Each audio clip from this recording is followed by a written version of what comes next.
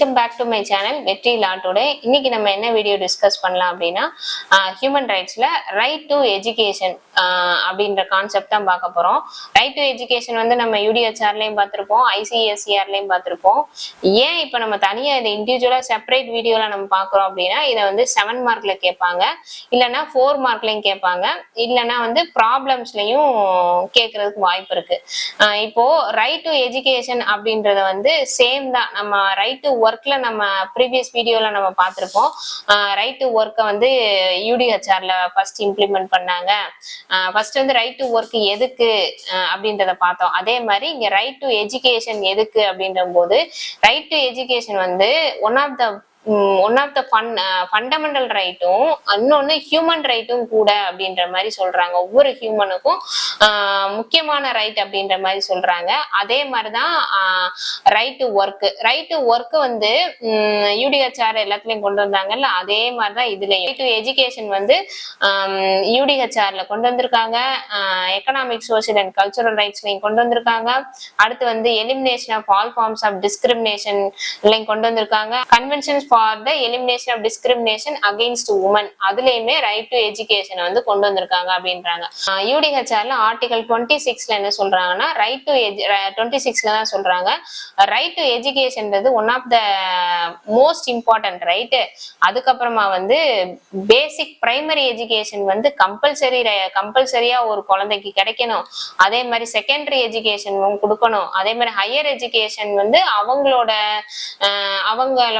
Education qualification தகுந்தாப்புல அவங்களுக்கு சில நிதி, அதாவது சில ஃபண்ட் எல்லாம் கவர்மெண்ட் கொடுத்து அவங்கள வந்து படிக்க வைக்கணும் அப்படின்ற மாதிரி சொல்றாங்க. இதுதான் பேசிக்கா ஜென்ரலா வந்து சொல்லியிருப்பாங்க. ஒகேஷனல் ட்ரைனிங்ஸ் வந்து கொடுக்கணும் அப்படின்ற மாதிரி ஜென்ரலா வந்து யூடிஹெச்ஆர்ல சொல்லியிருப்பாங்க.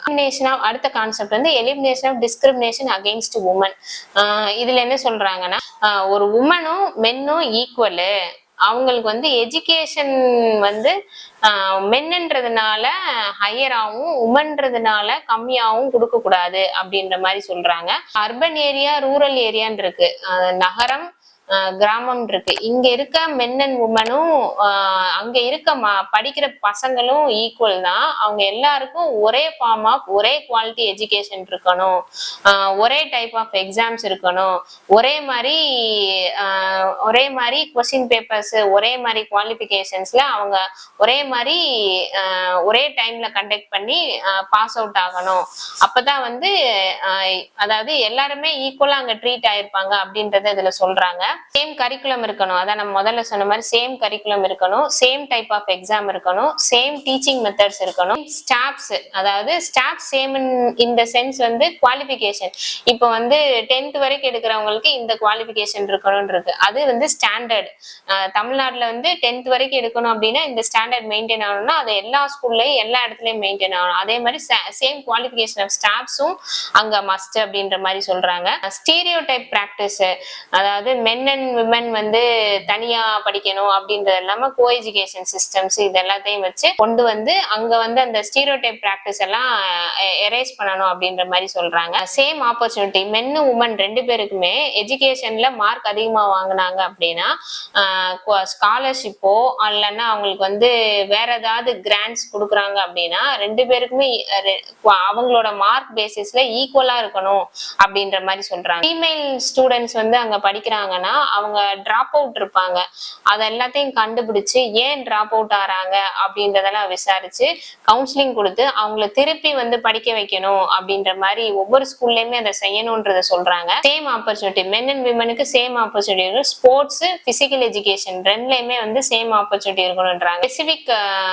எஜுகேஷன் இன்ஃபர்மேஷன், அதாவது ஒரு 9th 10th படிக்கும் போது ஒவ்வொரு புக்லயுமே வந்து இருக்கும், செக்ஸ் எஜுகேஷன் பத்தி இருக்கும், ஃபேமிலினா என்ன, கூட்டு குடும்பம் தனி குடும்பம் இதை பத்தி இருக்கும், ஃபேமிலி பிளானிங்னா என்ன, அந்த செக்ஸ் எஜுகேஷன் பத்தி அந்த ஏஜ் குரூப்ல இருக்கவங்களுக்கு கட்டாயமா தெரிஞ்சிருக்கணும், அது எந்த டிஸ்கிரிமினேஷன் இல்லாம தெரிஞ்சிருக்கணும் அப்படின்றதுதான் வந்து இதுல சொல்றாங்க. அது வந்து எஜுகேஷனல் ரைட்ஸ் ஆஃப் சில்ட்ரன். இப்போ வந்து ஒரு உமனோட ரைட்ஸ் டிஸ்கிரிமினேஷன் எல்லாம் படிக்கணும்னு பார்த்துட்டோம். ஒரு சில்ட்ரனோட எஜுகேஷனல் ரைட்டுக்கு தனியாவே ஒரு கன்வென்ஷன் இருக்கு, convention on the rights of children. அதுல சொல்லியிருக்காங்க.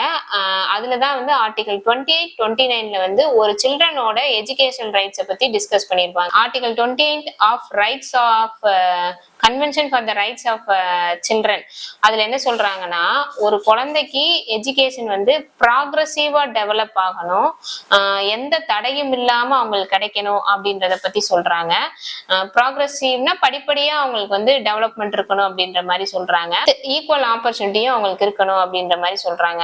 பிரைமரி எஜுகேஷன் வந்து கம்பல்சரியா கொடுக்கணும்ன்றாங்க. செகண்டரி எஜுகேஷன்ஸ் வந்து வித் ஒகேஷனல் ட்ரைனிங்கோட கொடுக்கணும் அப்படின்ற மாதிரி சொல்றாங்க. ஹையர் எஜுகேஷன் வந்து ப்ரொவைட் பண்ணும் வித் சம் அசிஸ்டன்ஸ், அதாவது அசிஸ்டன்ஸ்னா ஸ்காலர்ஷிப், சில சலுகைகளோட அவங்களுக்கு வந்து கொடுக்கணும் ஹையர் எஜுகேஷன் அப்படின்ற மாதிரி சொல்றாங்க. எஜுகேஷனோட ஒரு குழந்தைக்கு ஒகேஷனல் எஜுகேஷனும் தொழில்சார் கல்வின்னு சொல்லலாம். அதாவது சில ஆர்ட் அண்ட் கிராஃப்ட், சில எம்ப்ராய்டரி, இந்த மாதிரி கிளாஸஸ், எக்ஸாம்பிளுக்கு சொல்றேன், இந்த மாதிரி கிளாஸஸ் எல்லாம் வந்து ஒவ்வொரு ஸ்கூல்லயுமே இருக்கும். இது எல்லாமே வந்து எதுக்குன்னா ஒரு விஷயத்தை நம்ம புதுசா கத்துக்கிற போறோம், அந்த விஷயத்துல நமக்கு இன்ட்ரெஸ்ட் இருக்குன்னா ஃபியூச்சர்ல நம்ம அதுல எக்ஸ்பர்ட்டா கூட ஆகலாம். இந்த மாதிரி ஒகேஷனல் ட்ரைனிங்ஸ் எல்லாமே வந்து கட்டாயமா அந்த குழந்தைக்கு கொடுக்கணும் அப்படின்ற மாதிரி சொல்லணும். அதே மாதிரி ஒவ்வொரு ஸ்கூல்லயுமே ரெகுலர் அட்டெண்டன்ஸ் இருக்கணும். டிராப் அவுட்ஸ் வந்து கரெக்டா கால்குலேட் பண்ணி அவங்கள வந்து திருப்பி ஸ்கூல்ல சேர்க்கறத பத்தி ஸ்கூல்ல சேர்க்கணும் அப்படின்ற கான்செப்டையும் அடுத்த பாயிண்ட்ல சொல்லியிருக்காங்க. இந்த UNESCO convention against discrimination in education, UNESCO என்ன சொல்றாங்க அப்படின்னா ஒவ்வொரு குழந்தைக்குமே எஜுகேஷன்ன்றது ரொம்ப முக்கியம். குழந்தைங்கள ஒவ்வொரு பர்சனுக்குமே எஜுகேஷன்ன்றது ரொம்ப முக்கியம். அந்த எஜுகேஷன்ல எந்த டிஸ்கிரிமினேஷனும் இல்லாம ஃபர்ஸ்ட் அவங்களுக்கு கிடைக்கணும் அப்படின்றத சொல்றாங்க. ஒவ்வொரு கண்ட்ரியுமே அது அந்த எஜுகேஷனை ஒவ்வொருத்தருக்கும் கிடைக்கணுன்றதுக்காண்டி என்னென்ன சட்டத்தை இம்ப்ளிமெண்ட் பண்ணலாமோ அந்த மாதிரி லெஜிஸ்லேஷன்லாம் அந்தந்த கண்ட்ரியில வந்து இம்ப்ளிமெண்ட் பண்ணி அதை நடைமுறைப்படுத்தணும் அப்படின்றத யுனெஸ்கோ சொல்றாங்க. டிஃபரெண்ட் ட்ரீட்மெண்ட்ஸ் இருக்கக்கூடாது எஜுகேஷன்ல, மெரிட் பேசிஸ்ல வந்து அவங்கள வந்து குவாலிஃபை பண்ணணும். அசிஸ்டன்ஸ் எல்லாம் கொடுக்கவே கூடாது. எதுக்கு அப்படின்னா இவங்க வந்து ஒரு பர்டிகுலர் குரூப் ஆஃப் கம்யூனிட்டியை சேர்ந்தவங்க, இவங்க வந்து ஒரு பர்டிகுலர் குரூப் ஆஃப் பீப்புள், இவங்களுக்கு இந்த அசிஸ்டன்ஸ், எஜுகேஷன் அசிஸ்டன்ஸ் கொடுக்கணும் அப்படின்னு இல்லாம எல்லாருக்கும் ஈக்குவலா கொடுக்கணும் அப்படின்றத வந்து யுனெஸ்கோ வந்து வலியுறுத்துது. அதுக்கடுத்து என்ன சொல்றாங்கன்னா ஒரு ஃபாரின் நேஷனல் வந்து இங்க ரெசிடென்டா இருக்காங்க அப்படின்னும் போது அவங்களுக்கும் எஜுகேஷன் ரைட் வந்து இருக்கு, அவங்களுக்கும் வந்து ஈக்குவலா கொடுக்கணும் அப்படின்றதையும் இதுல சொல்றாங்க. நேஷனல் பாலிசி மாதிரி கிரியேட் பண்ணி ஈக்குவல் ஆப்பர்ச்சுனிட்டி,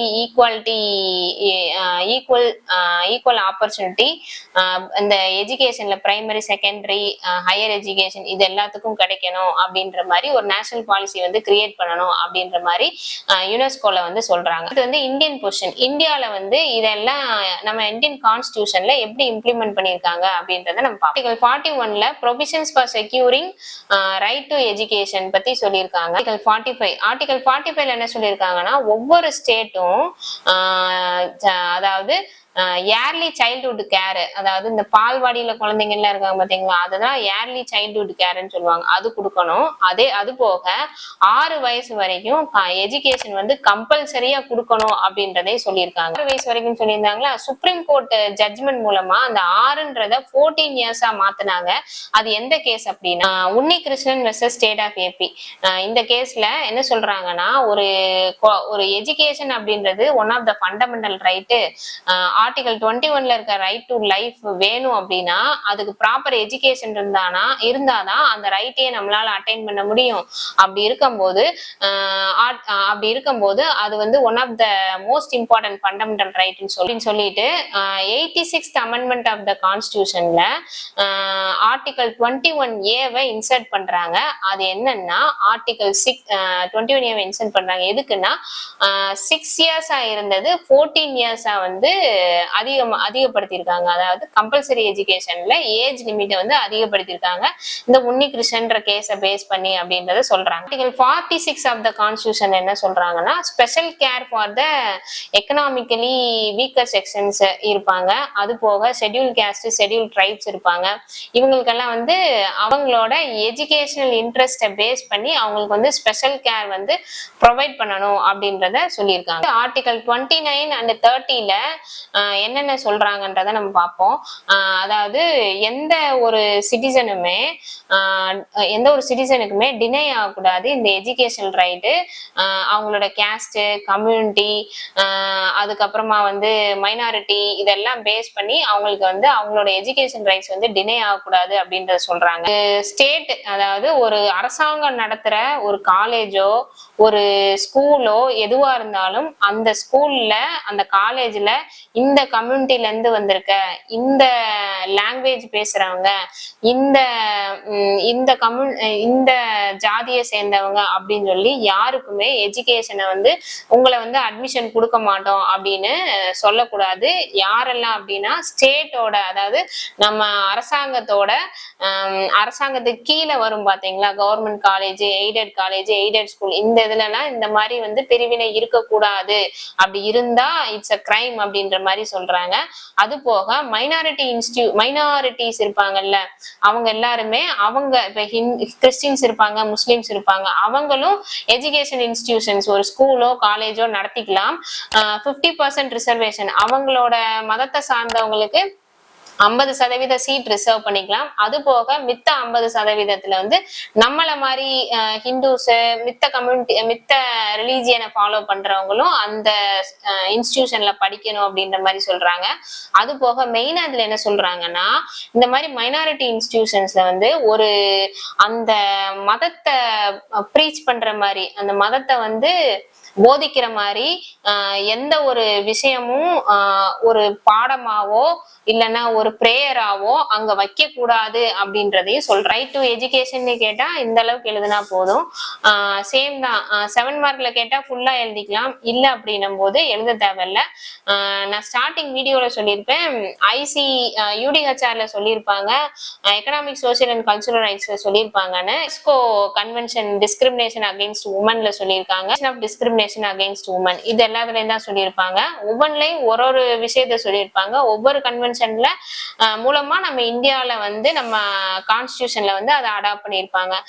இதை பேஸ் பண்ணி தான் வந்து நம்ம ஒரு ப்ராப்ளம் கேட்டாலும் எழுத முடியும். இந்த மாதிரி law related videos, current affairs, recent judgments பத்தி தெரிஞ்சுக்கணும் அப்படின்னா லா ஸ்டூடெண்ட்ஸ் வந்து எங்களோட சேனலை வந்து மறக்காம சப்ஸ்கிரைப் பண்ணி வச்சுக்கோங்க. தேங்க்ஸ் ஃபார் வாட்சிங்.